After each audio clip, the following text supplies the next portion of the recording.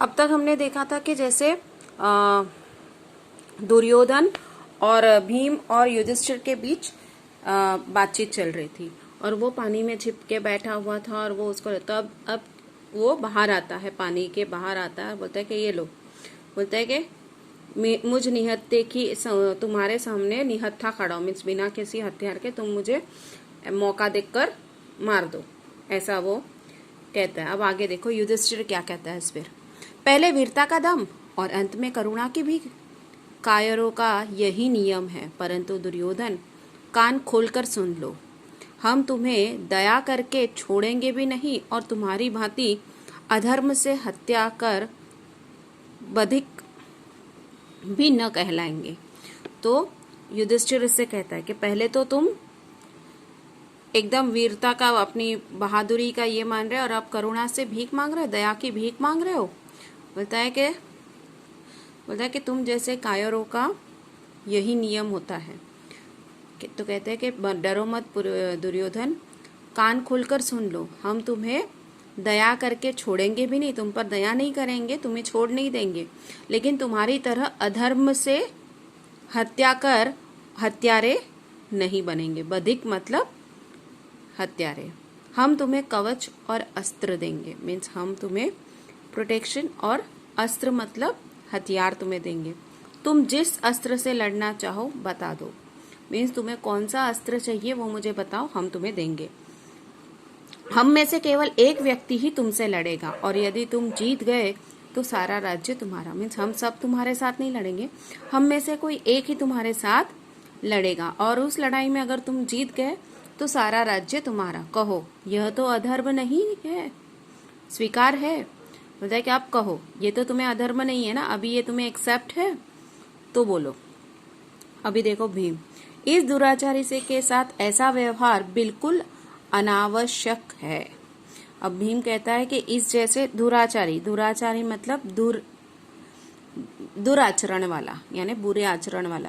बोलता है कि इस दुराचारी के साथ ऐसा व्यवहार बिल्कुल भी कोई जरूरत नहीं है ऐसा व्यवहार उसके साथ करने की। अब दुर्योधन, मैं तो कह चुका हूं युधिष्ठिर, मुझे विरक्ति हो गई है, मेरी समझ में आ गया है कि अब प्राणों की तृप्ति की चेष्टा व्यर्थ है। अब दुर्योधन देखो अपनी ये इतने सारे उसने अधर्म किए, अब देखो उसको ये कह रहा है, कहता है उससे युधिष्ठिर से कि मैं तो तुम्हें बोल चुका हूँ कि अब मुझे इस सब से विरक्ति हो गई है, मीन्स मुझे अभी इन सब से कोई लालच नहीं, कुछ नहीं है, मेरी समझ में अभी आ गया है कि प्राणों की तृप्ति की चेष्टा व्यर्थ है, यानी अपने प्राणों की तृप्ति मतलब सेटिस्फेक्शन की चेष्टा करना, कोशिश भी करना वेस्ट है। विफलता के इस मरुस्थल में एक बूंद आएगी भी तो सूख कर खो जाएगी। बोलता है विफलता मतलब हार के। बोलता है कि इस रेगिस्तान में अगर एक बूंद पानी भी अगर मिलेगा तो वो भी सूख जाएगा। हाँ, यदि तुम्हें इसी में संतोष हो कि तुम्हारी महत्वाकांक्षा मेरी मृतदेह पर ही अपना जय स्तंभ उठाए तो फिर यही सही। मीन्स कहता है कि अगर तुम्हारी इससे ही संतोष होगा कि तुम मेरे डेड बॉडी पर, मीन्स अपनी महत्वाकांक्षा मतलब बड़ा बनने की आकांक्षा, वो पूरी कर सकोगे। महत्वाकांक्षा नहीं, महत्तांक्षा। ओके, तो मेरे मृतदेह पर ही तुम अपना जय स्तंभ उठाओगे तो फिर यही सही, यही मुझे मंजूर है। सांस लेकर चलो, यह भी एक प्रकार से अच्छा ही होगा। जिन्होंने मेरे लिए अपने प्राणों की बलि दी उन्हें मुंह तो दिखा सकूंगा। मतलब कि एक तरह से ये भी अच्छा होगा कि जिन लोगों ने मेरे लिए अपने जान गंवा दी है उनको जाकर मैं उधर जाकर मुंह तो दिखा सकूंगा, ऐसा तो नहीं कहलाएगा ना कि मैंने उनको धोखा दिया। अच्छी बात है युधिष्ठिर, मुझे एक गदा दे दो फिर देखो मेरा पौरुष। तो वो कहता है युधिष्ठिर अच्छी बात है। बोलता है कि एक सिर्फ मुझे एक गदा दे दो फिर तुम मेरी ताकत देखना। उसमें अभी शॉर्ट ब्रेक आ जाता है, लघु विराम मतलब शॉर्ट ब्रेक। अब संजय, इस प्रकार महाराज पांडवों ने विरक्त सुयोधन की युद्ध के लिए विवश किया। कहता है कि इस तरह संजय अभी धृतराष्ट्र से कहता है कि इस तरह पांडवों ने विरक्त सुयोधन को युद्ध के लिए विवश किया, मतलब मजबूर किया। विरक्त मतलब सब चीज से ये हो गया अपोज। पांडवों की ओर से भीम गदा लेकर रण में उतरे। दोनों वीरों में घमासान युद्ध होने लगा। सुयोधन का पराक्रम सबको चकित कर देता था। देखिए पांडवों की तरफ से भीम युद्ध इसके साथ लड़ने के लिए उतरा और बहुत घमासान युद्ध हुआ दोनों के बीच में।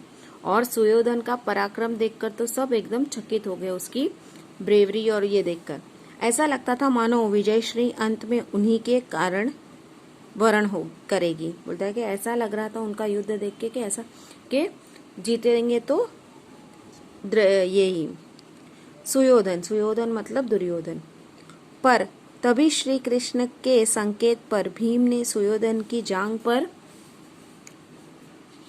बोलता है कि तब श्री कृष्ण ने भीम को कुछ ये बताया तो उसने उनकी जांग पर मतलब थाई पर प्रहार किया। भीषण प्रहार मीन्स जोर से उस पे अटैक किया। कुरुराज आहत होकर चित्कार करते हुए गिर पड़े। कुरुराज मतलब कौरव राज। ओके, देखिए चित्कार कर चीख कर बोलता है कि जमीन पर गिर पड़े। धृतराष्ट्र, हाय पुत्र, इन हत्यारों ने अधर्म से तुम्हें परास्त किया। संजय, संजय मेरे इतने उत्कट स्नेह का ऐसा अंत, ओह मैं नहीं सह सकता। तो अब वो धृतराष्ट्र कहता है कि हाय पुत्र, बोलता है कि इन हत्यारों ने तुझे अधर्म से मारा, हराया। बोलता है कि संजय मेरे इतने उत्कंठ मतलब इतना सारा प्यार का, बोलता है कि ऐसा अंत मुझसे सहन नहीं होगा, मैं ये सह नहीं सकता। संजय, धैर्य रखिए महाराज, धैर्य। कुरुकुल में के इस डगमगाते पोत के अब आप ही कर्णधार है, मीन्स धीरज रखिए। बोलता है कि कुरुकुल के मीन्स कौरव कुल के डगमगाते हुए पोत मतलब जहाज के कर्णधार मतलब मल्लाह आप ही है, इसको आपको ही चलाना है। धृतराष्ट्र, संजय